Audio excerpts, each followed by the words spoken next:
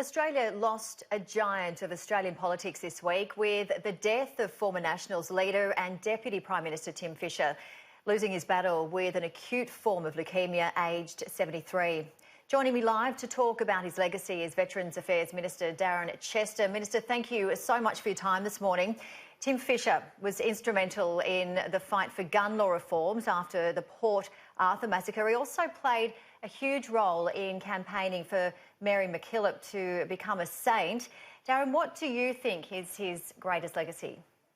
Well, great to be joining you, and you're right, it's a sad day for us last week when news of Tim's passing sort of spread throughout his National Party family. Obviously his wife and kids are the ones we think of first, but then his broader National Party family will think of him very fondly. You've just pointed out yourself that he was a giant of our party, a giant of Australian politics. I think Tim was someone who had a lot of passions in life, so he's obviously very passionate about his family, about his political party, about regional Australia. He was probably the best known train spotter in the country. Tim's passion for trains was legendary. It actually had a harder edge to it in the sense that it also had an economic edge to his passion there, because he recognised that connecting our communities, connecting our regional communities to markets through better train connections, rail connections, obviously was good for the economy of regional Australia. And I think that's one of the legacy areas we need to keep working on, that the better connections we can provide right throughout regional Australia with projects like the Inland Rail project, for example, will help our regional communities to grow. And obviously our cities are struggling with congestion issues. If we can grow our regional communities, I think that's something that Tim Fischer will be very proud of in the future. And John Howard described him as the epitome of a good bloke, and he was universally loved by members on both sides of the aisle. What was it about Tim Fischer that endeared him to all who knew him, as you've already mentioned a few things there? Well, I did think he set a bit of a benchmark for all of us in political life, in public life, that you can have disagreements on policy areas, a contest of ideas, but you can do it in a respectful way and still be passionate and dedicated to your cause, but still be a gentleman, for example. And I think Tim was someone who was a gentleman. He would often contact members of parliament serving today, ministers serving today on issues that he was passionate about, and he was well researched, well read, he had good points to make, and he'd make them in a gentlemanly way. So I think Tim reached out across the political divide in that sense and approached his job in a very constructive way. I mean, it is quite an extraordinary Australian story when you reflect on it. He was a kid from the bush. He grew up on a farm, conscripted into service in the Vietnam War. He led a platoon as a 21-year-old lieutenant.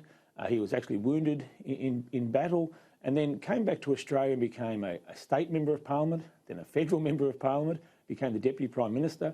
And when he supposedly retired, which I use the term very loosely, when he supposedly retired, he became the Chair of Tourism Australia. He became heavily involved in Royal Flying Doctor Service, and then went on to become our ambassador to the Holy See, which you mentioned a moment ago. So during all of that, he was writing books as well, researching and writing books. So quite an extraordinary Australian story. Absolutely extraordinary.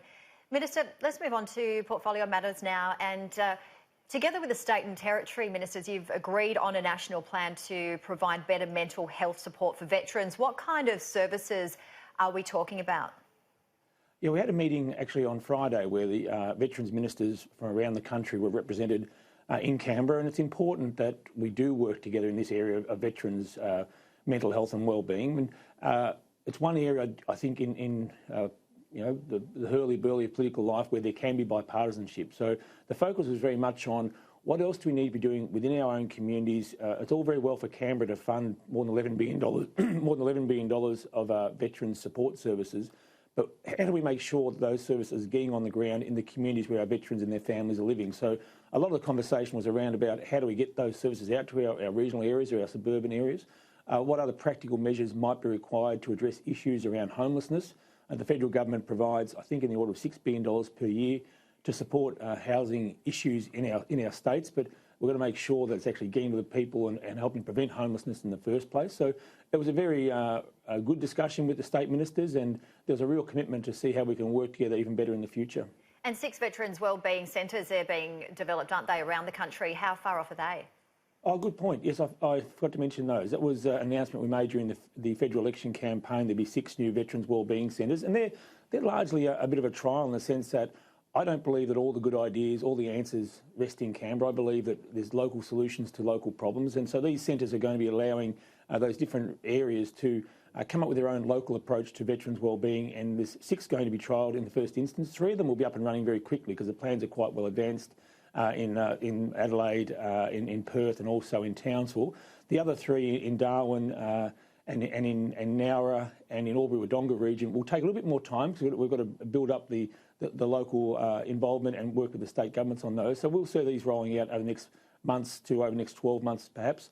But it's about making sure that we're not enforcing a solution on the community from Canberra. We're actually working with the ex-service organisations, with the serving members in some of those areas, but also with the state governments on how we get the most number of services and support mechanisms in place in a way that actually makes a difference for those individuals.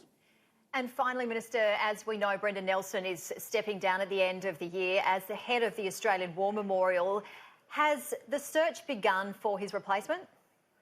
Well, I must confess I'm already receiving a few text messages from people saying I might be interested in this job. So the word's out there that Brendan's leaving, and Brendan's done a great job at the War Memorial. He really has reinvigorated the way we commemorate and respectfully acknowledge the service and sacrifice of Australian men and women. And his work at the War Memorial has been quite impressive. But he's decided that he wants to move on to something else, and he's going to leave at the end of the year. So our search, I think the first advertisements will appear in newspapers this week, and it'll be a comprehensive search. We want to get the best possible person to take on that role.